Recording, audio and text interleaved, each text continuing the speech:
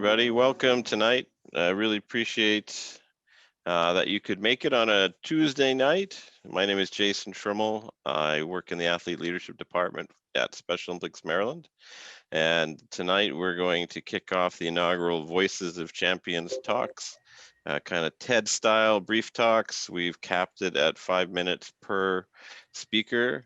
We have 8 athletes from around the country joining us, so we're really thrilled to have them, and we're thrilled to have you here tonight and joining us. So in the importance of these talks, or maybe to give you a little bit of background, in Maryland we started these talks to keep our skills in practice. So while we're waiting for things to resume in whatever stage as we get closer and closer to sports, it is important that athlete leaders continue to keep their skills sharp. So we've been practicing speech writing around topics and then presenting. And so it just made sense that then we offer this opportunity across to other programs to get a diverse view of topics and of individuals. And so that's how we got here at this moment. And so rather than take up a lot of time listening to me, I know you're here to listen to our speakers. So first off, I'd like to present Jordan Schubert. Jordan is 27 years old, has been participating in Special Olympics for over 15 years. His 2 main sports are basketball and floor hockey, but he has also previously participated in softball and soccer. He has won more than 60 medals in all 4 sports. In addition to his athletic success, Jordan has spent the past 7.5 years working for Special Olympics Pennsylvania as the manager of athlete leadership and young athletes. Outside of Special Olympics, Jordan is a proud graduate of Westchester University and loves trains, Star Wars, and cooking. So if you could take a time and welcome Jordan. Jordan, please take it away. All right, thank you, Jason, and thank you all for listening in tonight. I'd like to talk about my experience in overcoming obstacles and gaining confidence in both myself and others, inside and outside of Special Olympics. Being on the high end of the autism spectrum, I've heard people question if I should be allowed to participate in Special Olympics. Since I was always in general education classes in school, I didn't tell too many people that I participated in Special Olympics. Having grown up in a Chicago suburb, I used to always tell people that I played on a travel basketball team in the city. In some ways, telling people I participated in Special Olympics was like telling them I had a disease. And during my early years of participating, particularly in elementary and middle school, I didn't really understand why I was participating in Special Olympics. It wasn't really until I was in high school that I fully understood my disability. And after spending most of my early years in Special Olympics participating through an independent agency, I then decided to join my high school's program. I went to Neuqua Valley High School in Naperville, Illinois, which is about an hour west of Chicago. And many schools in Illinois offer Special Olympics. However, Neuqua has always been considered one of the strongest school-based programs in the state. And since I graduated, not only have they improved the quality of their traditional sports programming, but even more so with their unified sports and other areas that are a part of Special Olympics Unified Champion Schools program. Right before my freshman year, I decided to come out of my shell a little bit and let other people know who I really was. Like many other student athletes, I wore my jersey to school on game days. And classmates who I didn't think I wanted to know that I participated in Special Olympics, they were amazed when I told them who I really played basketball for. And another time we had an away game right after school ended. So I decided to wear my entire uniform to school that day, and everybody was showing support towards me that I never thought I'd ever receive. After my sophomore year, I earned an opportunity to become a reporter for my school's newscast, Wildcat Weekly, where not only did I focus on local and national sports headlines, but also highlighting my team's accomplishments. And in addition to interviewing my coach, it also felt great to show actual game footage to my classmates and teachers and show that we played just as hard as any other sports teams at my school. And also, just like any other student athlete, at the end of the season, I earned a varsity letter, and I value those letters the same as I value my medals. Throughout my 4 years of high school, I had more people become accepting of me and seeing me for what I could do rather than what I couldn't. I was also interviewed by another talented athlete leader in Illinois on one of his first podcasts called The Special Chronicles. I don't want to give away too much about him since I think he might be talking later on. And then I was also featured in the front page of one of the local newspapers. When I graduated from high school, I had no problem then telling anybody that I participated in Special Olympics. And so eventually I moved to Pennsylvania, and not only did I continue participating in Special Olympics, I also decided to make it my full-time career when I was hired by Special Olympics Pennsylvania. And everywhere I go, I'm proud to show off that I participate in Special Olympics, especially with my current basketball team. After a tournament, we'd always go out for pizza, and my teammates and I would proudly show our medals at the restaurant. As a competitor in Special Olympics, I've won over 60 medals in 4 different sports, most of them coming in basketball. But something I'm even more proud of is having also trained hundreds of my peers to take on greater leadership roles within the organization. And I'm also slowly developing opportunities for the next generation of great Special Olympics athletes to get started at a very early age through our Young Athletes program. Every day, the stigma of people with intellectual disabilities not being able to do normal things is slowly fading away. And no athlete should ever have to question if they belong in Special Olympics. Instead, they should be asking, how can Special Olympics motivate them to become a champion in the real world? I graduated from high school and college with a 3-point GPA with very little support. And as Jason said, I've been employed by Special Olympics Pennsylvania for 7.5 years, and I've been working in total for almost 9. Like many of you on the call, I'm hoping to be able to compete at next year's USA Games in Orlando. However, even if I never make it to USA or World Games, knowing the impact I'm making on athletes of all ages and abilities throughout PA and from what I could tell, maybe even beyond, that's the biggest victory of all. All right. Thank you, Jordan. Nice job. Good, strong opening. Good to have you with us. Nice that PA is represented. And I know I've worked with Jordan, and especially hard worker, and really likes to move the movement forward. So it's a pleasure to have him here tonight. So again, thanks, Jordan. Let's see.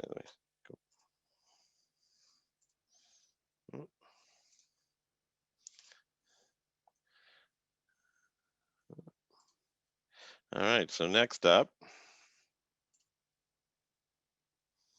All right, so our next speaker is Daniel Smrokowski, an award-winning and veteran podcaster, columnist, and an acclaimed advocate, telling disability stories on the groundbreaking platform specialchronicles.com. He serves as an ambassador for ComEd and United Airlines. In addition, Daniel is a Sergeant Shriver International Global Messenger with Special Olympics. Daniel creates podcasts, videos, blogs, columns, and public speaking to give respect and voice to people with special needs. Daniel educates and informs our community that those with different abilities bring unconditional love and joy every day. Ladies and gentlemen, Daniel Smrokowski. I'm Daniel Smrokowski, and I'm from Special Olympics Illinois, part of our Special Olympics North America region. I live in the suburbs of Chicago, and I'm honored to be speaking with you today about how our Special Olympics movement is all about love. Special Olympics brings love to everyone we meet. I'd like to share with you why I believe that. First time I thought of the whole idea of loving was the summer of 2018. It was the 50th anniversary of global celebrations in Chicago. So many people from all over the world gave so much of themselves to the celebration. On 2 midsummer evenings, many buildings lit up red for inclusion.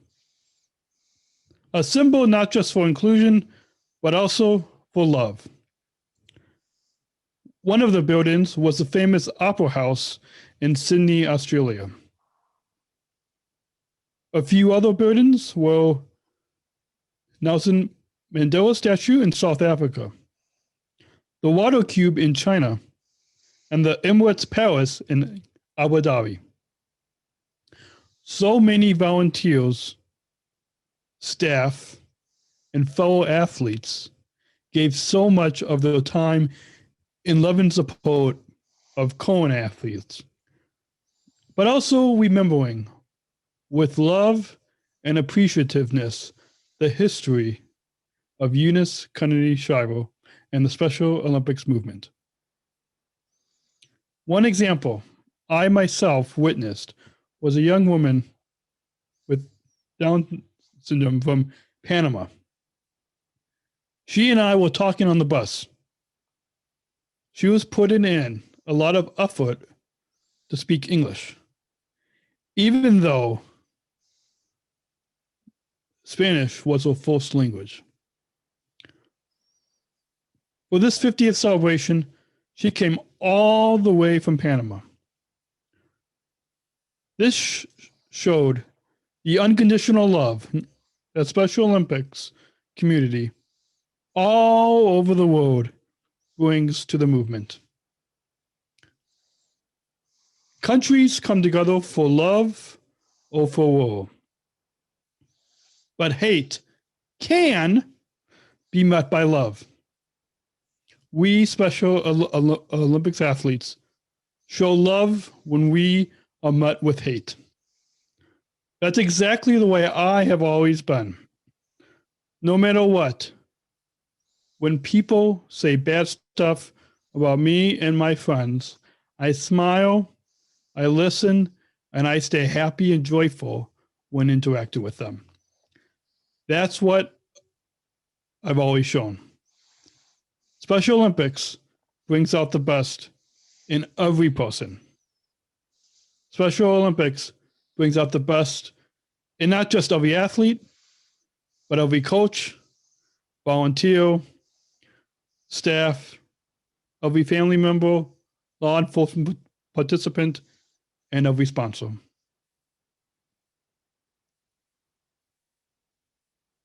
As my mom likes to say, if all the world were like Special Olympics, then there would be no wars. Thank you. Thank you, Daniel. Excellent. Really appreciate your time. Nice worldview of Special Olympics. Love replaces hate. I think that's a great sentiment these days. Appreciate you sharing that. Yeah. All right. So let us go to our next speaker.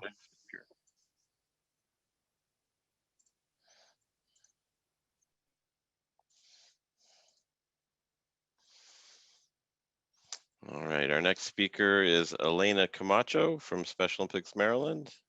Elena shared with me that Special Olympics Maryland to me is a family. I compete in swimming, snowshoe, golf, soccer, bowling, and basketball. I love inspiring my fellow athletes to make their goals and dreams a reality. I'm the first woman LETR liaison for SOMD Athlete Ambassador.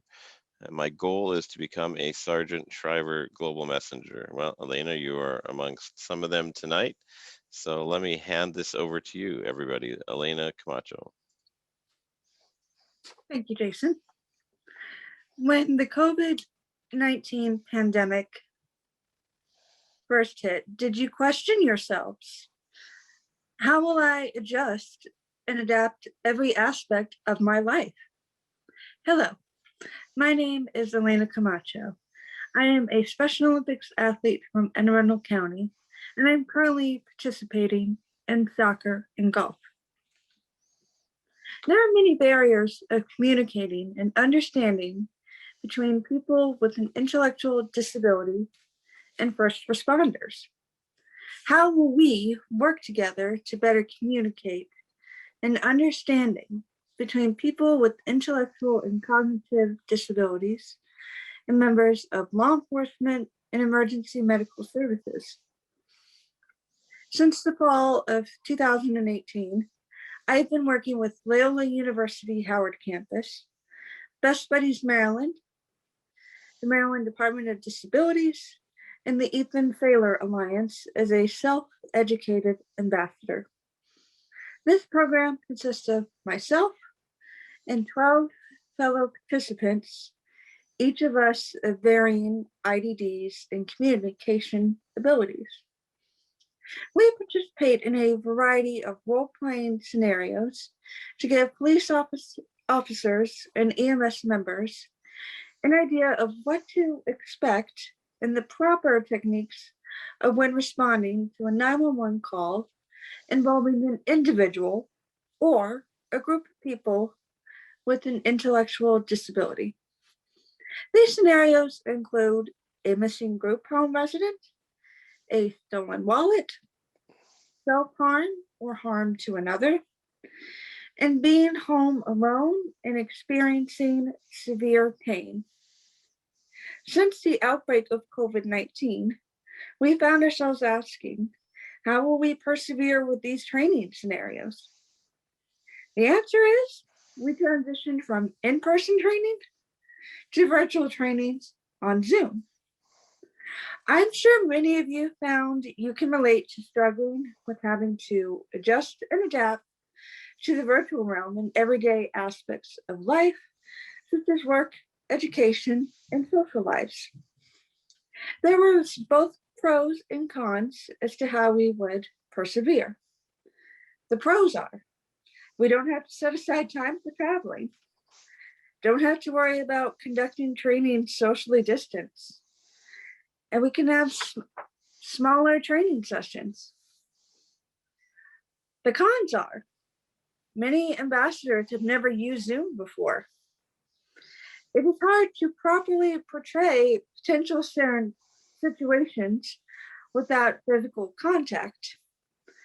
Working around everyone's schedules with work and online schooling. This past winter, we trained 5 more advocates.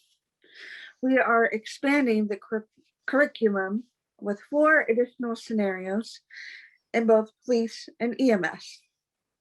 This April, I will be participating in a national Zoom training with EMS members. I believe that pandemic or no pandemic, that these trainings are important because I believe it is important to be an advocate for individuals with an IDD and first responders, because I feel it is paramount that our first responders know how to properly interact and communicate when responding to calls involving people with an IDD and remaining safe at the same time.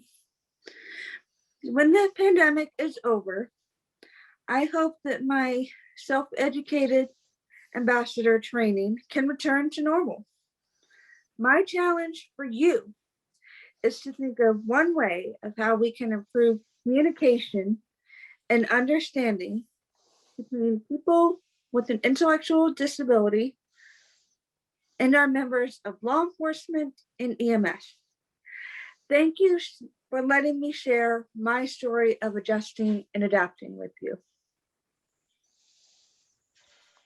Thank you, Elena. Thanks for sharing all the good work you're doing in Maryland with Loyola University and Department of Disabilities and Best Buddies. So excellent. Thank. So now we will go to.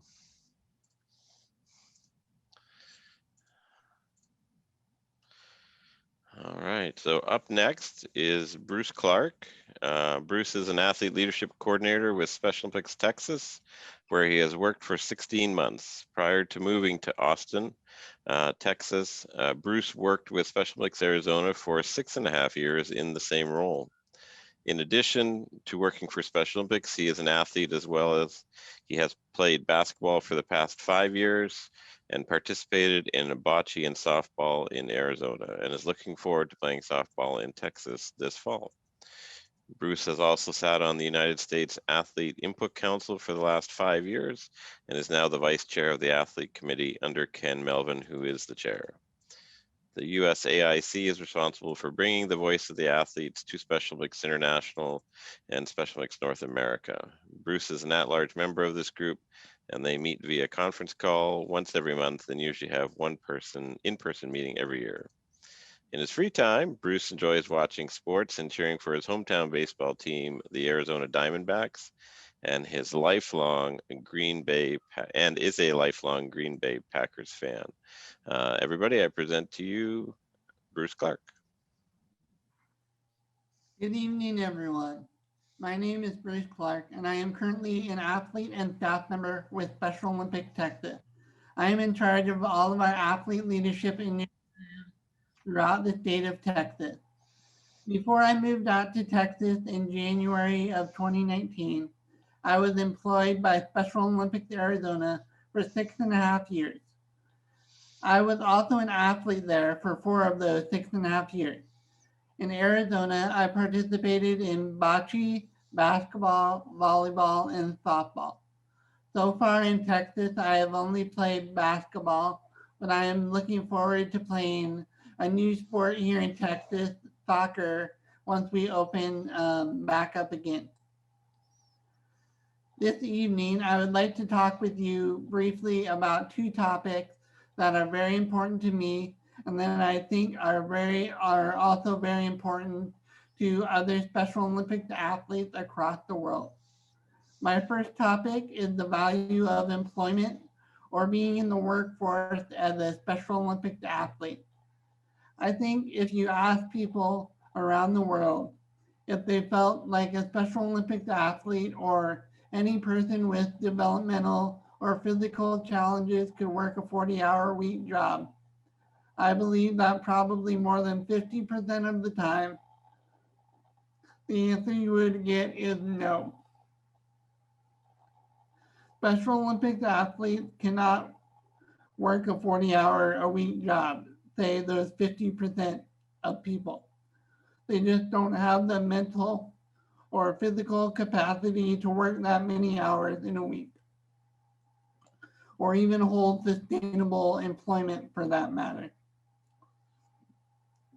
Our Special Olympics athletes' abilities on and off the playing field have been doubted by the quote unquote normal people of this world their entire lives.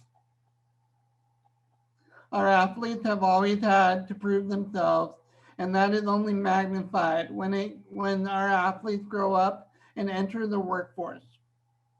I have worked for Special Olympics for 8.5 years, and several of our other presenters tonight are also employed by their state Special Olympics programs as well. I am here to tell you tonight that our athletes can do anything that they put their minds to, and that includes holding a 40-plus hour a week job. They just need to be placed in the right place of employment and given the right tools and sometimes accommodations to be successful. What I can tell you about every single Special Olympics athlete I have ever met is that they put their whole heart and soul and every ounce of energy into being successful at anything that they do, and that is on or off the playing field.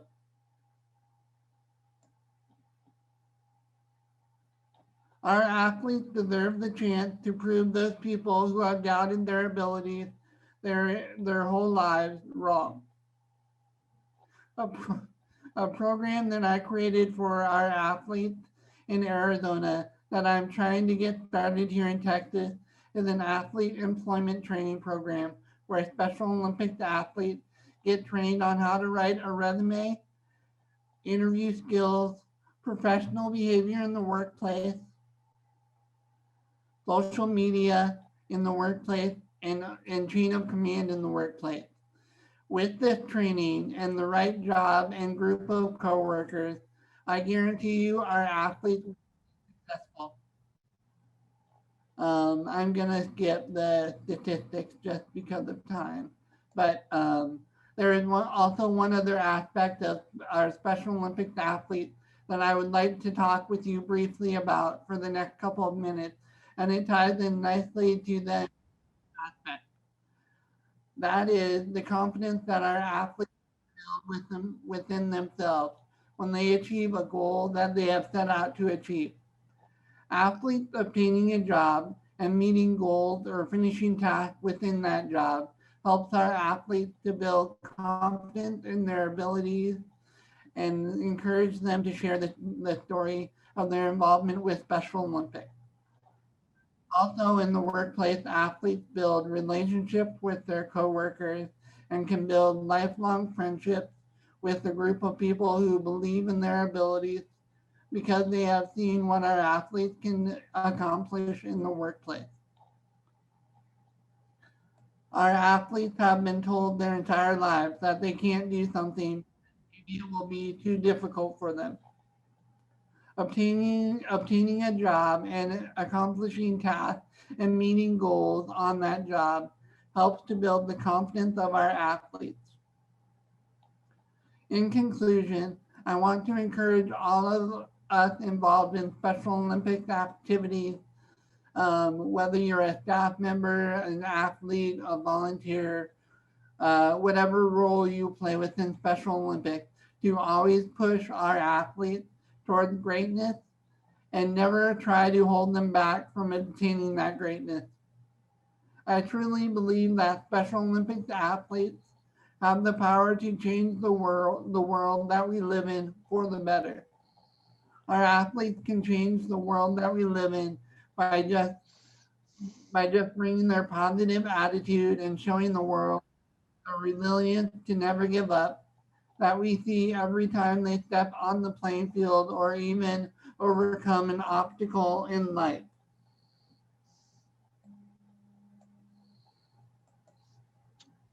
Thank you, Bruce. Excellent job.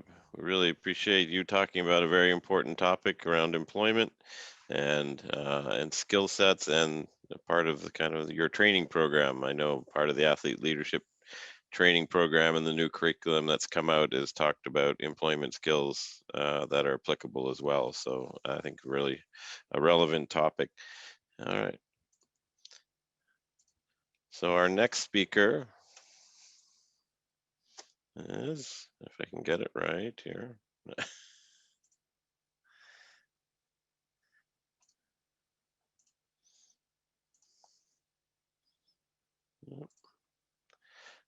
All right, our next speaker is hailing from Special Olympics, Maryland, Adam Hayes, 36-year-old man who has competed for 25 years in Special Olympics and currently competes in 5 sports.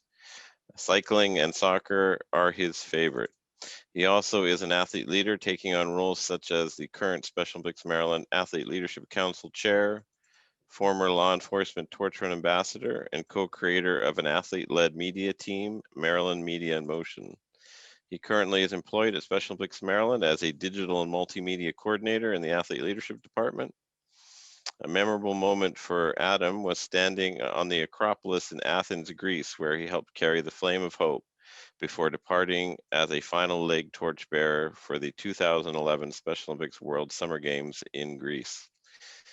In his off time, Adam rides his bike over 1,500 miles a year, and in 2020 really raised his game and rode 2,025 miles around the area. Ladies and gentlemen, please welcome Adam Hayes. Thanks, Jason. Good evening. Before I begin, let me pose this question to you. Have you ever wondered what our future is going to be like? I mean, far future. Think the Jetsons. With all the technology and advancements that have been made in the last 50 years, it has me dreaming of things that can help myself and others like me move through life, aiding and overcoming disability. Astrophysicist and planetary scientist Neil deGrasse Tyson said it best.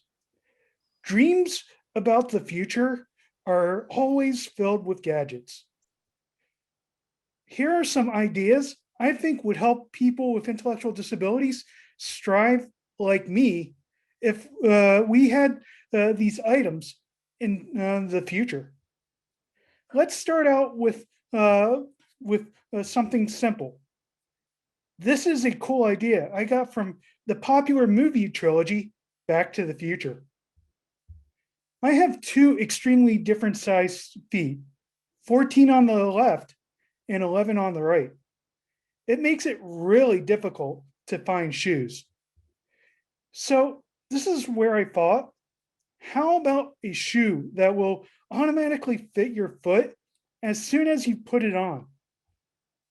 It would eliminate the need to, one, tie your shoes, and two, find a shoe that fits your feet. Speaking of feet, rather than walking, how about getting around town or traveling to a faraway job? Transportation is extremely tough for a lot of people with intellectual disabilities. For some, they may not have access to a car. Relying on public transportation or other family and friends to get around. I live 60 miles away from my job and usually need help from people I know to get me back and forth because I can't drive on the highways. So this is where I thought, ever wish you could instantly get from place to place, no car needed? Maybe a teleport device, one like you see in Star Trek. It might tingle, but it would be a really cool way that would help get to a job, get groceries, visit family and friends, and much more. Speaking of groceries, cooking can be a challenge for anyone. But wouldn't it be cool if we had a robot like you see in the Robin Williams movie, Bicentennial Man? They can be your friend to comfort you, help you cook, and much more. That's slowly becoming a reality, even now. But I can't wait for the day that someone more bionic than me can help teach me how to cook outside of my own parents. Speaking of bionic, did you know I could pass as a $6 million man? Sometimes even more than that. I mean that literally, with all the technology that has been put in me. I have a condition that ancient Greeks called water on the brain, but in the future, we call it hydrocephalus. So how does that make me Special Olympics coolest humanoid robot? I have 3 shunts in my body, tubing draining the fluid from my brain to my stomach, averaging 45 feet between all the tubing in me. Medical advancements have come a long way since 2,500 years ago, since the days of Hippocrates, the father of medicine. Now, you can even talk to your own doctors through video conferencing applications and get a diagnosis or advice right on the screen.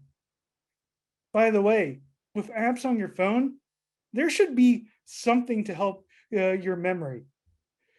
No, I'm not just talking about dictionaries or games that help improve memory function, but an app that can help you remember words, you lose in conversation right on your phone. Imagine an app that could instantly suggest an idea of words as it listens to you while you are talking. When you get lost in what you were talking about mid conversation, and then boom, it gives you a couple of words you were trying to think of. I have this problem a lot, and it gets extremely frustrating. And that would be an amazing thing to have. There are so many different ideas that could be used to help make life easier for people with intellectual disabilities. With these tech hacks, people with disabilities can bring a world of inclusion for everyone. It will help everyone achieve and show the opportunity we dream of having can be achieved. All of this through future technology and applications that can help people like you or me. Accessible technology and services are important for people with intellectual disabilities. Dreams like these can help us achieve more and be contributing members of society. So here's my call out to all the inventors out there. Where are you at, Elon Musk? Whenever you think of something revolutionary, don't forget about those with intellectual and physical disabilities. When you include us in your thinking, you are making a world where opportunity is not limited by disability, where everyone is together in this inclusion revolution, where no one is left behind just because of who they are, where life hacks are used to move us in the future of greatness together. Thank you. Thank you, Adam. Excellent. I would like, can I pre-order a robot or two? Would that be? Could use some help cooking and self-driving. That would be great. Right on it.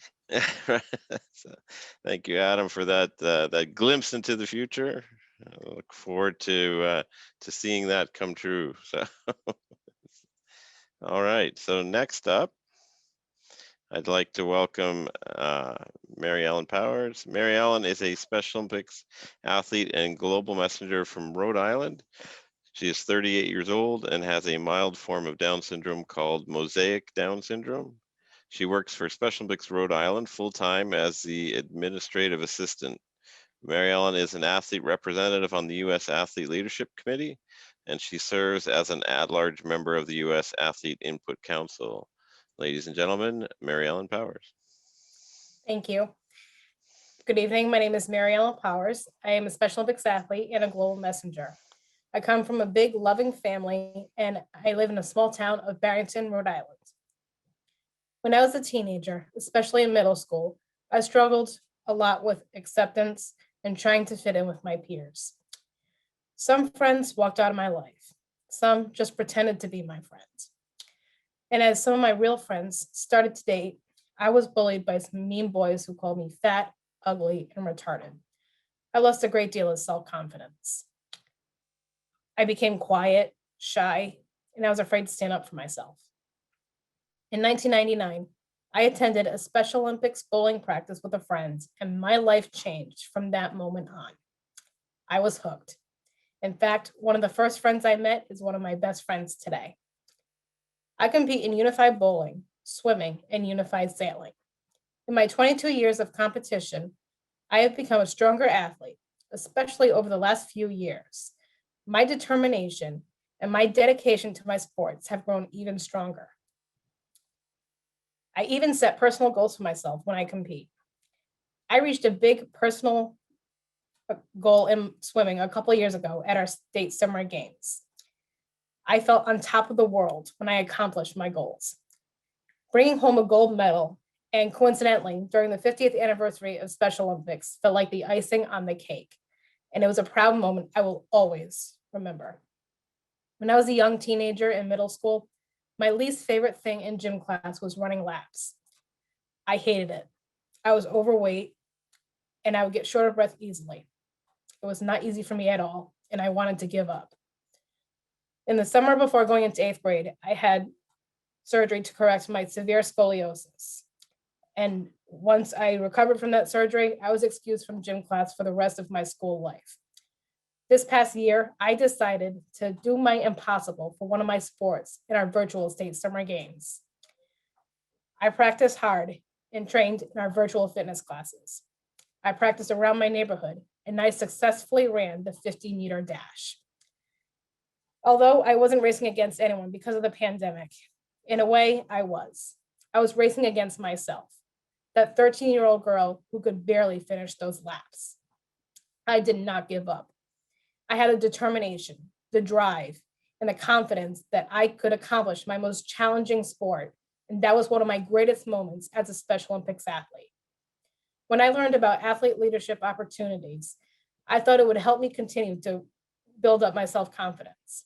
I went through Global Messenger and athlete leadership trainings. I was a nervous wreck the first time I gave a speech. My voice has grown and gotten stronger over the years. I have even stood up against the hurtful use of the word retarded. I spoke at the 2010 Global Congress in Morocco, and I emceed a VIP reception at the 50th anniversary celebrations in Chicago a couple of years ago as a 50th anniversary messenger. I've come a long way over the years. I have served on local committees for Special Olympics Rhode Island as an athlete representative. I am an athlete representative on the Special Olympics North America Athlete Leadership Committee, and I'm an at-large member of the United States Athlete Input Council. I feel my experiences in athlete leadership have also helped me work towards my dream job. I am currently living that dream, working full-time for Special Olympics Rhode Island as the administrative assistant. I'm a co-host on Special Olympics Rhode Island Magazine, which is a television show that's made up of Special Olympics Rhode Island athletes. I've had some incredible experiences through the show, and I have traveled to the World Games in Ireland and Japan, and I've even interviewed a few celebrities over the years. My favorite interview ever was with Eunice Kennedy Shriver. From the athletes to the volunteers, and even my coworkers at Special Olympics Rhode Island, I have gained many friends over the years. I even met my boyfriend of over 11 years on the set of Special Olympics Rhode Island magazine. I've overcome so many obstacles in my life. There are no words to describe how thankful I am for what Special Olympics has done for me and how it has affected my life. Thank you. Thank you, Mary Ellen. That's a great story. Just what a journey to where you are now, and I know how generous you were with your time and your talents when Adam and I were with you in Ireland, and you shared all your secrets to being in the media. We really appreciated that. So thank you for everything. Thank you.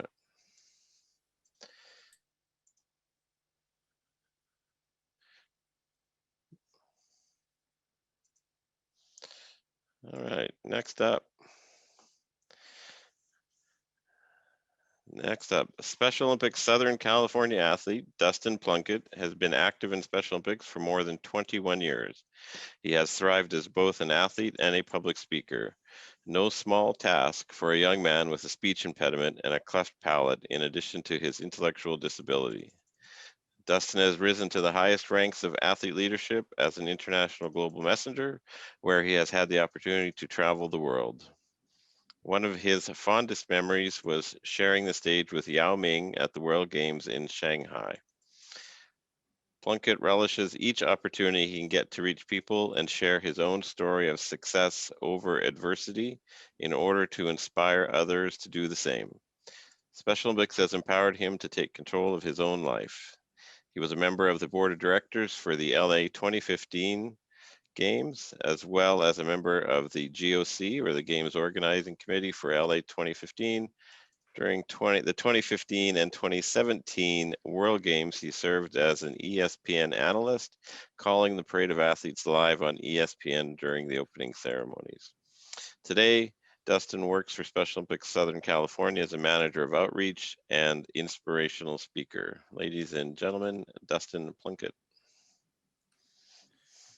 Thank you, Jason, for that great introduction. And what we'll be talking about is overcoming obstacles. And you heard from Mary Ellen in her last speech how she overcome some obstacles, and that's obstacles of herself and everything. And I'm gonna go in a little bit more about overcoming obstacles to help you achieve your goals, and 2 words you can use to prove others wrong. But let's go over the meaning of overcoming obstacles. Overcoming obstacles means that you can work through a challenge in order to achieve a goal. And right now, I bet you're asking yourself, what are those challenges? And the challenges I'm going to talk about today is people using or putting labels on themselves or others. I know we all grew up and we were told, and others told us that, hey, Dustin, you can't do that. Or, hey, Daniel, I don't think you can do that. And we're doing it. But the one thing that really showed this light coming true, where I learned that not only do people put labels on us, but we put them on ourselves as well. I had a great story to tell you guys from when I was working on the World Games in 2015. I was hired first in January 2014 working on the World Games. And it took about a year later before they hired the second athlete to be on the staff with intellectual disabilities. And I noticed the first 6 months of her, or first 3 months that she was on the job, I was being treated differently than she was.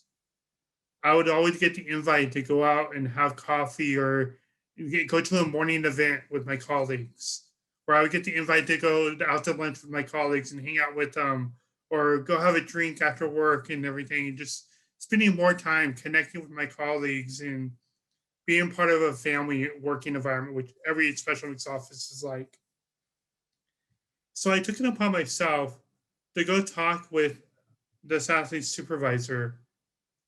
And I asked the supervisor, I'm like, why am I being treated different than Kaylee? And she honestly said, Dustin, it's going to take a while to talk about it all. Let's go ahead and go out to lunch next week. And while I'm having lunch with her, she goes on to tell me that Kaylee put labels on herself, saying that I don't feel comfortable doing that, or I don't want to do that. And I don't feel comfortable in that environment. And it's like going, oh my God, we need to teach our athletes not to put labels on themselves. Because the more labels you put on yourselves, the more obstacles that you'll have around you. And it'll be harder and harder to overcome them.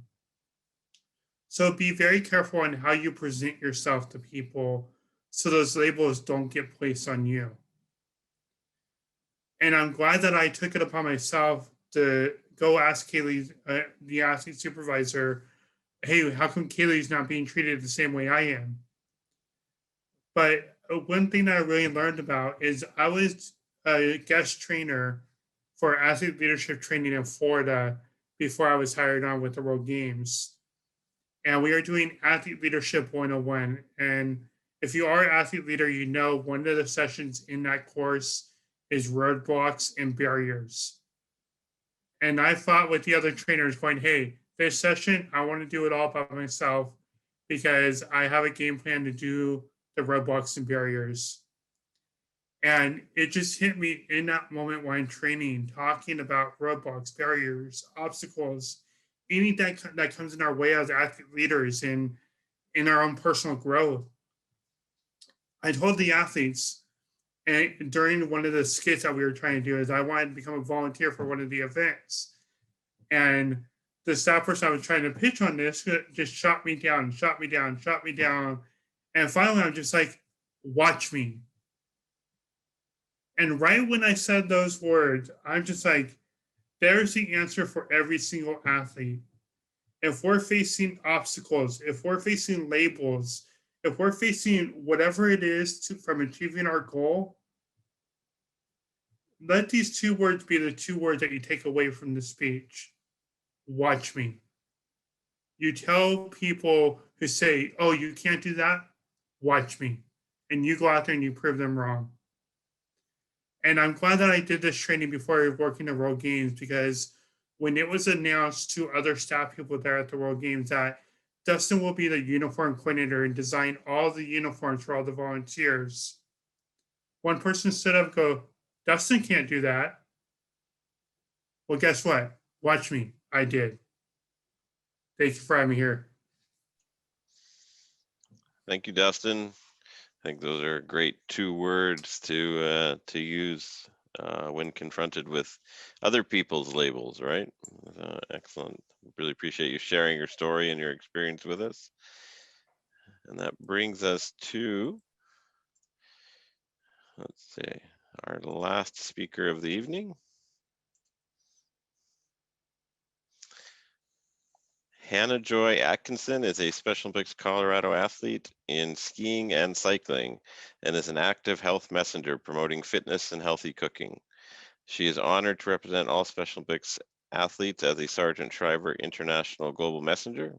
She is determined to inspire joy and acceptance while empowering others to be their best selves through speaking engagements, videos, writing articles, and embracing life fully.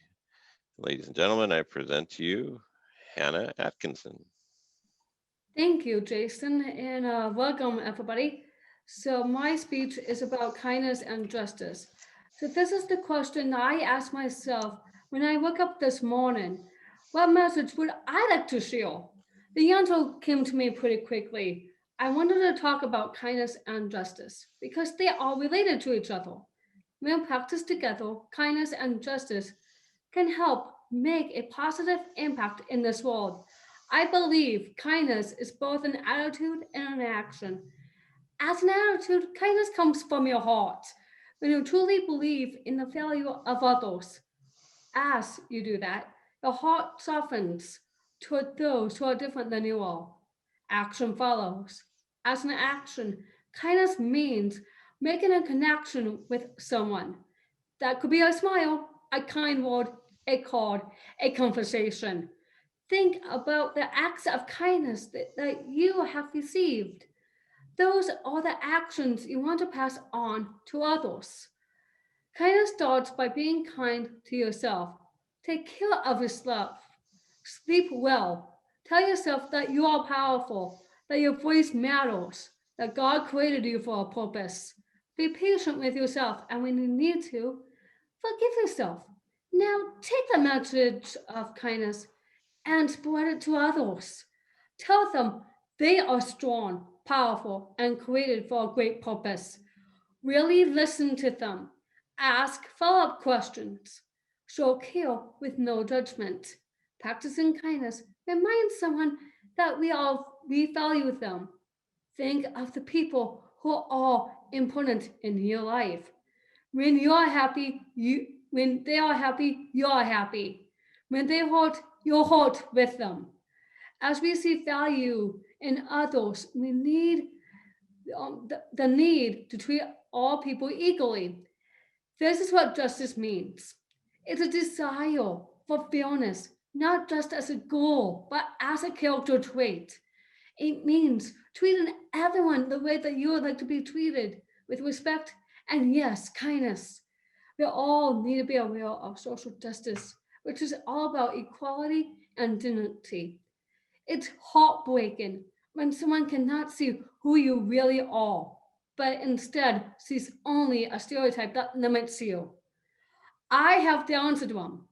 That stereotype for someone like me is that I will never be able to speak very well, or learn much, or hold a job, or be good at sports, and that we are always happy. Guess what? That is not me, except for the happy part. I'm just kidding. Like everyone who has Down syndrome, I experience a range of emotions, sometimes happy, sometimes sad, sometimes angry. This is who I really am. I am 4'9" tall, which is a fun size. I have given hundreds of speeches in places as far away as Abu Dhabi and Paris.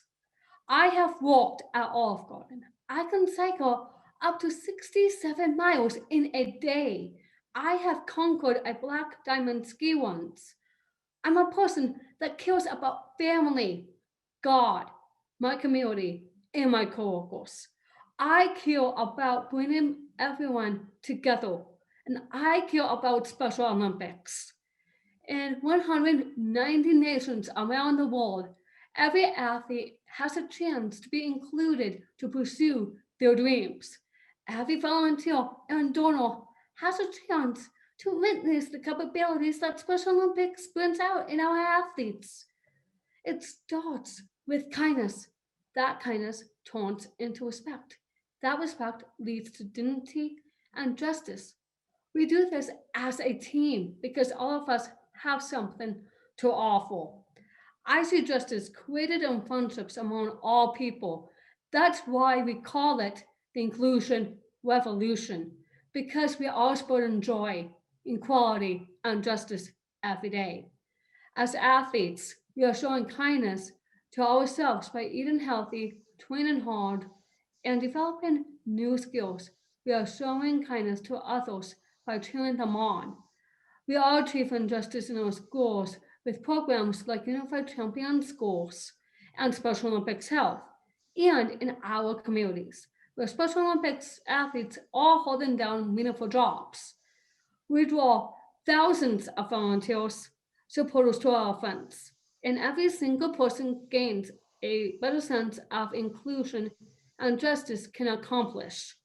We are part of a greater struggle for justice in our world. Tim Scheifel recently said, "Today we are in solidarity with our athletes, leaders, brothers and sisters of color who have suffered. We come to this moment with humility, recognizing our need to learn and change." Thank you, Tim. Kindness and justice have been the foundation of Special Olympics from the very start. As athletes, volunteers, and supporters, we have lived this truth. We are prepared and eager to carry the message of kindness and justice forward. Thank you. Thank you, Hannah. Very powerful finish to our talks tonight. Excellent. And a great message to share with everybody who's on here tonight. Excellent, really good job. So I wanted to thank again, Jordan, Daniel, Elena, Bruce, Adam, Mary Ellen, Dustin, and Hannah for all your time and your efforts tonight to put a speech together. Thank you to everybody who came to enjoy the speeches. I really appreciate that you took your time on a Tuesday. I'd like you to know that we're going to continue this series quarterly. Our next Voices of Champions talk will be Tuesday, May 11th, 2021. We still have openings for some speakers, and we're certainly looking to have another 8 speakers for that event then. I will quickly put my email address in the chat if anyone would like to get a hold of me and is interested. So this is the commercial part of that tonight. So if you're interested, please do get a hold of me. I would love to hear from you, and thank you again to all the Special Olympics programs and the great training programs that Special Olympics has put together that brought everybody to this point. And we will see you all in May. Thank you.